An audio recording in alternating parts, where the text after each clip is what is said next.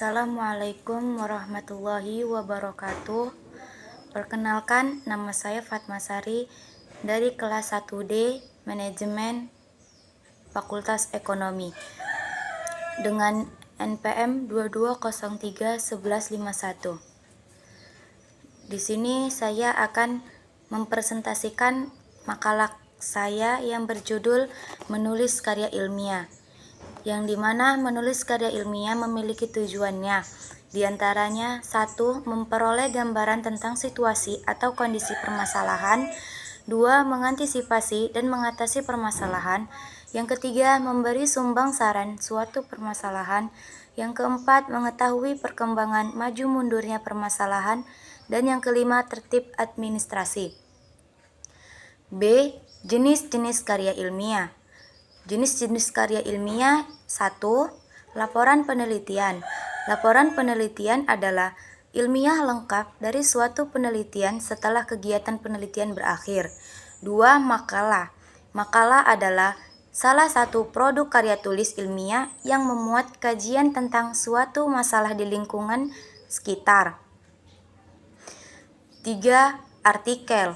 Karya tulis yang disusun untuk melengkapkan pendapat seorang penulis atas suatu fakta atau data pendapat orang lain. 4. Skripsi. Skripsi adalah istilah yang digunakan di Indonesia untuk mengilustrasikan suatu karya ilmiah berupa paparan tulisan hasil penelitian sarjana S1 yang membahas suatu permasalahan atau fenomena dalam bidang ilmu tertentu. 5. Tesis.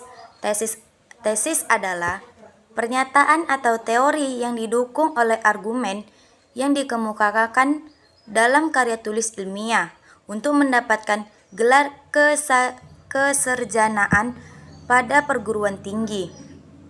6. Disertasi. Disertasi adalah karya ilmiah resmi akhir seorang mahasiswa dalam menyelesaikan program S3 ilmu pendidikan. Yang C. Sistematika menulis karya ilmiah. Sistematika memiliki persyaratan-persyaratannya, diantaranya 1. Buku ilmiah. Buku ilmiah juga memiliki unsur-unsur di dalamnya.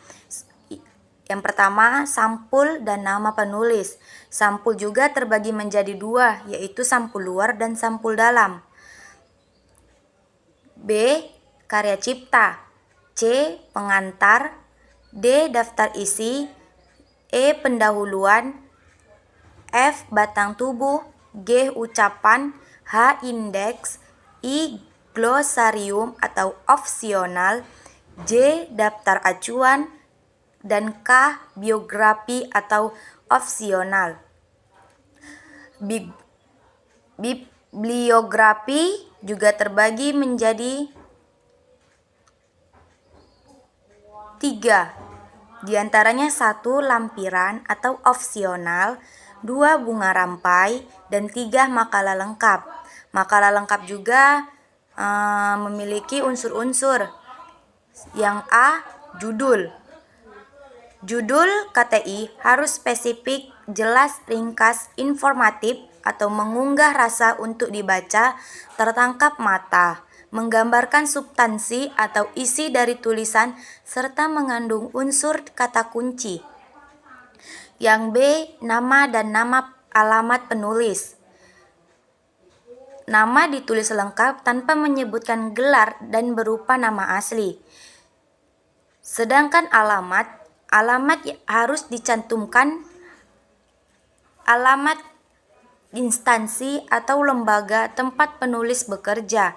Alamat dapat lebih dari 1, misalnya saat sabatika di laboratorium dan alamat instansi lain. C. Abstrak dan kata kunci. Abstrak merupakan gambaran singkat dari keseluruhan karya ilmiah. D. Pendahuluan. Pendahuluan juga mencangkup tinjauan pustaka dan memuat unsur-unsur dalamnya. 1. Latar belakang. 2. Permasalahan atau rumusan masalah. 3. Tujuan. dan manfaat menggambarkan tujuan dan manfaat dari penelitian. 4. Hipotesis. 5. Rencana penelitian. Dan yang keenam, tinjauan pustaka. Metode. Metode juga mencangkup dan menjelaskan unsur-unsur di dalamnya. 1.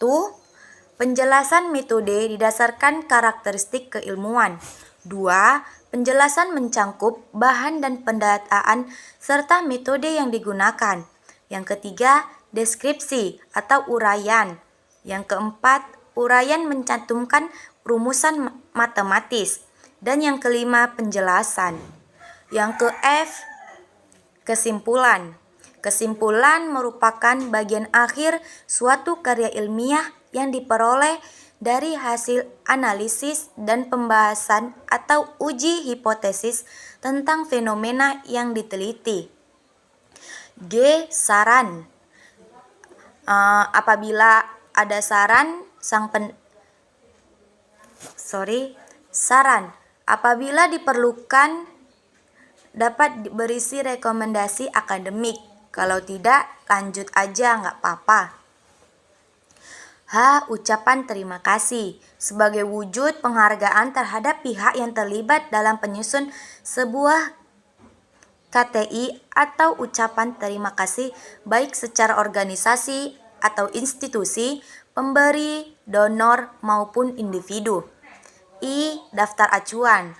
Daftar acuan disusun berdasarkan aturan setiap lembaga penerbit atau publikasi ilmiah yang mengacu standar internasional dan disesuaikan dengan gaya selingkup. 4. Monografi. Sistematika karya ilmiah yang disusun dalam format monografi secara umum memiliki unsur di dalamnya format dan makalah yang lengkap. 5. Komunikasi pendek. Sistematika karya ilmiah yang disusun dalam format komunikasi pendek memiliki unsur di dalamnya. 1.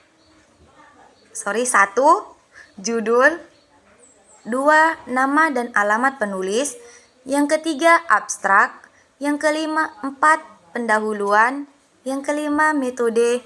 Yang keenam, hasil dan pembahasan. Yang ketujuh, ucapan terima kasih. Dan yang kedelapan, daftar acuan.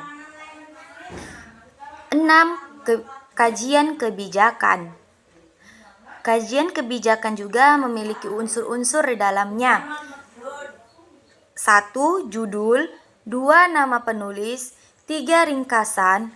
4. Konteks. 5. Kritik. 6. Rekomendasi. Dan yang ketujuh, lampiran.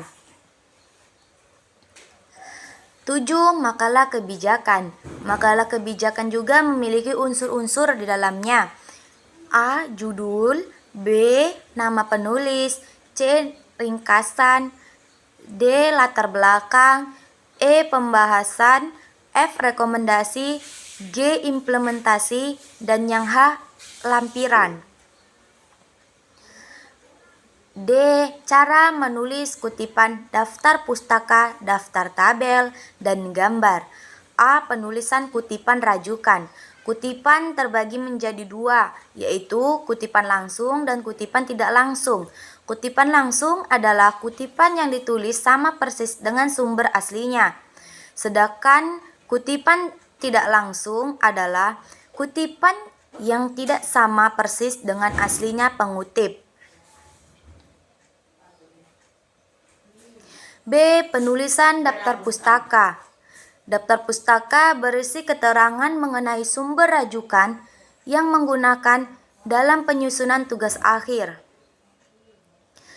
Daftar pustaka juga memiliki sistematika di dalamnya, yaitu 1.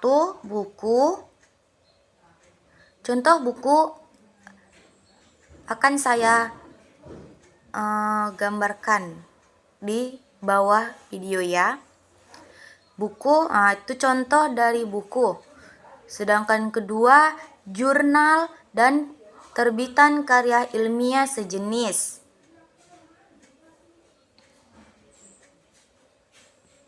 Sedangkan yang ketiga, dokumen resmi. 4. Rajukan dan pengarang yang sama. 5. Internet. 6. Koran.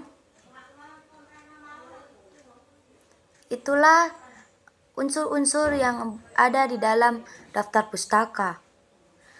C. Bentuk penyajian informasi, tabel, gambar, grafik, foto, dan diagram. Bentuk penyajian informasi merupakan rangkuman dari hasil aktivitas atau kegiatan penelitian yang dapat berupa tabel, gambar, grafik, foto, dan diagram.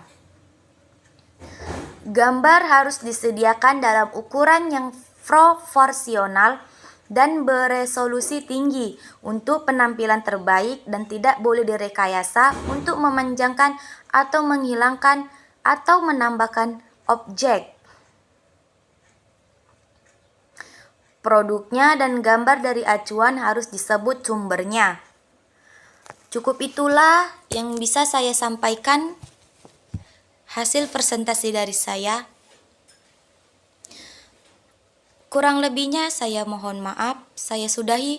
Wabillahi taufiq walhidayah. Wassalamualaikum warahmatullahi wabarakatuh.